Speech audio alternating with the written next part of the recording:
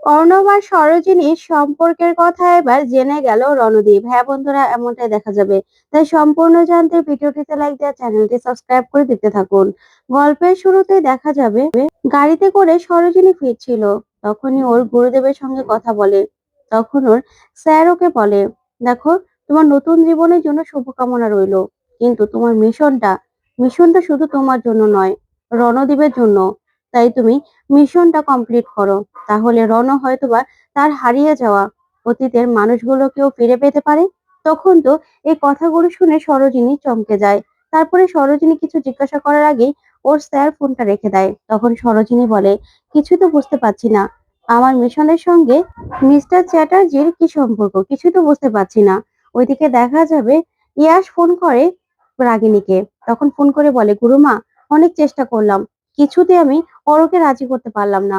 এমনকি তোমার আমি অসুস্থতার কথাও বললাম, তারপরেও তারপরেও ও অনেকটা উইক হয়ে গিয়েছিল, কিন্তু রাজি হলো না যেতে, কিছুতেই যাবে না বলল। কিন্তু তোমার কথা না এখনো চিন্তা করে অর, এখনো এখনো তোমার জন্য ও ভাবে। তখন রাগিনী বলে, তোমাকে একটা মাত্র কাজ দিলাম, তাও তুমি সেটা পারছো না। তখন ইয়াশ বলে, কি করব আমি, আমি তো অনেক চেষ্টা করেছি, অনেক চেষ্টা করলাম, কিন্তু কিছুতেই রাজি করাতে পারলাম না। তখন রাগিনী বলে, ঠিক আছে, তোমাকে এখন এই নিয়ে আর ভাবতে হবে না, তুমি বরং তোমার বাড়িতে চলে যাও সোজা। বুঝতে পেরেছো? তোমাকে একটা কাজ কাজ দিয়েছি, তাও তুমি পারলে না, এখন আর কি করার। তখন এই বলে রাগিনী ফোনটা রেখে দেয়। তখন তো ইয়াশ খুব কষ্ট পেতে থাকে, আর সেখান থেকে কান্না করতে করতে বাড়িতে চলে যায়। ওইদিকে দেখা যাবে রণকে সবাই চেপে ধরে আর বলে, কি দা ভাই বল, কিভাবে কিভাবে সারপ্রাইজ দিবি। তখনই রণর ফোনে ফোন করে অরব, আর ফোন করলেই রণ বলে, হ্যাঁ বল। তখন রণকে জিজ্ঞাসা করে, আচ্ছা দা ভাই, মম কেমন আছে? ওইদিকে তখনই রাগিনী এসে দাঁড়ায়, আর রাগিনী বলে, রণ কার সঙ্গে কথা বলছে? আচ্ছা, অর আবার ফোন করেনি তো ইয়াসের কথা শুনে জিজ্ঞাসা করার জন্য আমি কেমন আছি?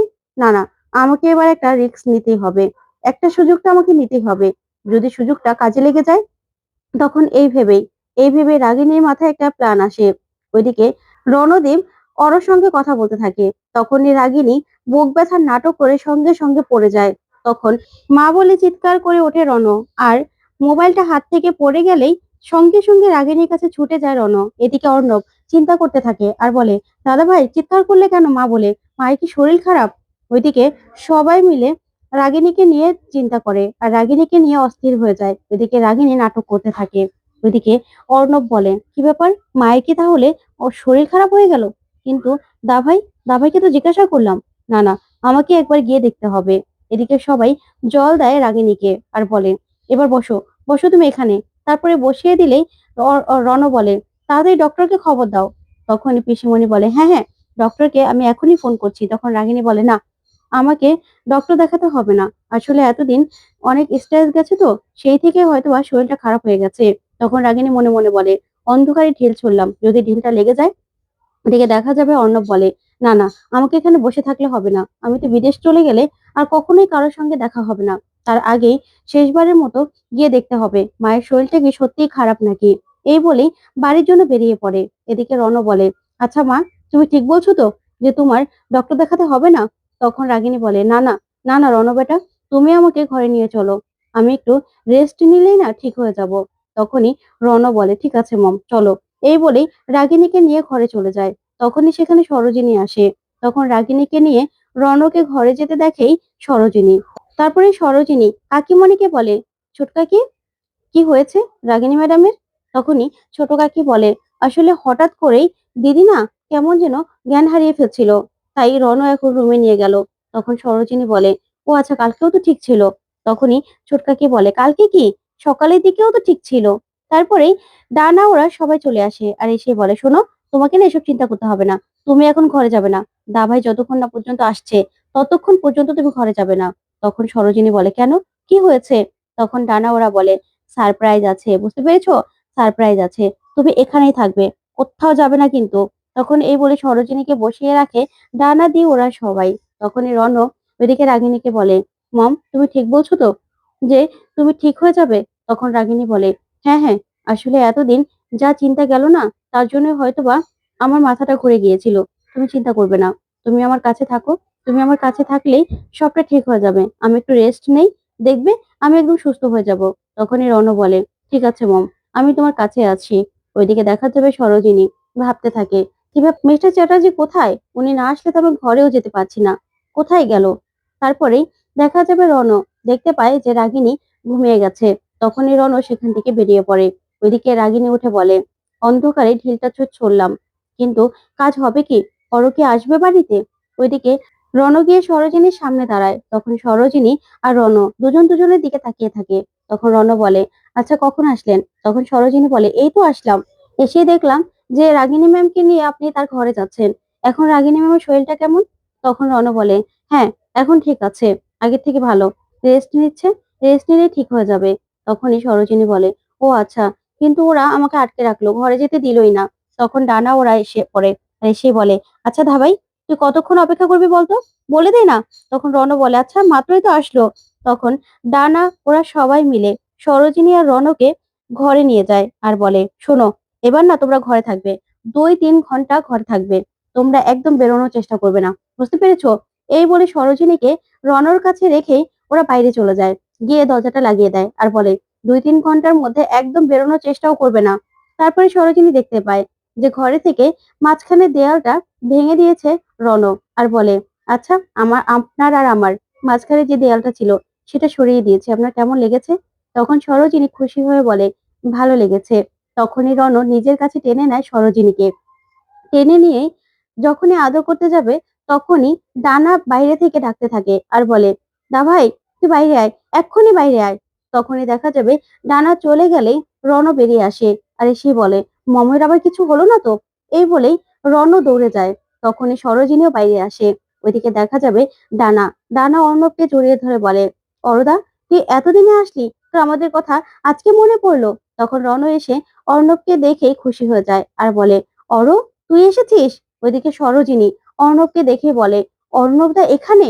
তারপরেই দেখা যাবে রণব অর্ণবকে বলে, তোর এতদিনে রাগ ভাঙলো তাহলে না? তারপরেই অর্ণবকে জড়িয়ে ধরে রণ, যা দেখে সরোজিনী তাকিয়ে থাকে।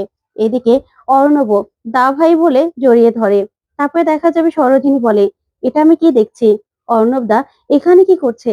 না না, কি করছে? তারপরে দেখা যাবে সবাই মিলে অর্ণবকে ধরে আর বলে, এতদিন এতদিন কেউ রাগ করে থাকে? তুই এতদিন কেন আমাদের উপর রাগ করেছিলি? ওইদিকে সরোজিনী খুবই কষ্ট পেতে থাকে আর বলে, কি করব আমি এখন, কি করব? তারপরে কাকিমণি আসে অরোর কাছে আর এসেই বলে, অরো, তুই এতদিন আমাদের উপর রাগ করে থাকতে পারলি বাবা? তুই কেন আসিস না বলতো, কেন আসিস না তুই? তখন ডানা বলে, জানিস তো, তোর উপর না আমি প্রচন্ড রেগে আছি, তুই আমাদের কথা একটু মনে পড়ে না? এই বলেই আবারও অরোকে জড়িয়ে ধরে ডানা। তারপর বলে, তোকে না আমি কোথাও যেতে দেবো না, আর আমরা কোথাও যেতে দেবো না। তারপরে অর্ণব রণকে বলে, আচ্ছা দা ভাই, মম মম কেমন আছে? তখনই অর্ণব বলে, মম তো এখন ঠিক আছে, কিন্তু হঠাৎ করেই হার্টে ব্যথা উঠেছিল। কিন্তু তখন তুই যে মমের কথা জিজ্ঞাসা করলি, তোকে কে বলেছে মম অসুস্থ? তখন দি বলে, ভালোই তো হয়েছে, যেই বলেছে না কেন, তার জন্যই তো আজকে ওরদা আসলো। তারপর সবাই মিলে অরো আর রণকে ধরে। তখন দেখা যাবে কাকিমণি মিষ্টি আনতে যেতে লাগলেই তখন সরোজিনী বলে, কাকিমণি উনি? তখন কাকিমণি বলে, হ্যাঁ, ও হলো অর্ণব, মানে ওর বলে ডাকি, ও হলো রণর ভাই। তখন তো সরোজিনী যেমন মাথায় আকাশ ভেঙে পড়ে। তখনই কাকিমণি বলে, হ্যাঁ, ও হলো তোমার আরেকটা দেওর, বুঝতে পেরেছো? ওর সঙ্গে না এবারের সম্পর্ক তেমন একটা ভালো নয়, ও সচরাচর এ বাড়িতে আসে না। যাক, সেটা না হয় তুমি পরেই জানতে পারবে। এবার চলো, তোমাকে বরং ওর সঙ্গে আমি পরিচয় করিয়ে দিই। তখনই সরোজিনী বলে, না না কাকিমণি, আমি একা গিয়ে পরিচিত হতে পারবো, তুমি যাও, মিষ্টি নিয়ে এসো। তখন কাকিমণিকে পাঠিয়ে দিয়ে সরোজিনী বলে, এখন আমি কি করব? অর্ণব দা, মিস্টার চ্যাটার্জি ভাই, কি করব আমি? এই বলেই কান্নায় ভেঙে পড়ে সরোজিনী। তারপরে সরোজিনী সেখান থেকে চলে যেতে লাগে। ওইদিকে রণ তখনই দেখতে পায় সরোজিনী চলে যাচ্ছে। তখন রণ সরোজিনীর কাছে ছুটে আসে, এসেই বলে, সরোজিনী, এদিকে আসুন। এই বলেই রণ বলে, দেখুন কে এসেছে, আপনাকে একজনের সঙ্গে পরিচয় করে দিচ্ছি, চলুন। এই বলেই দেখা যাবে সরোজিনীকে টেনে অরুর কাছে নিয়ে যায় রণ আর বলে, অর্ণব, দেখ তোর বৌদি। তখন তো অর্ণব সরোজিনীকে দেখে অবাক হয়ে তাকিয়ে থাকে আর সরোজিনীও চোখে জল নিয়ে অর্ণবের দিকে তাকায়।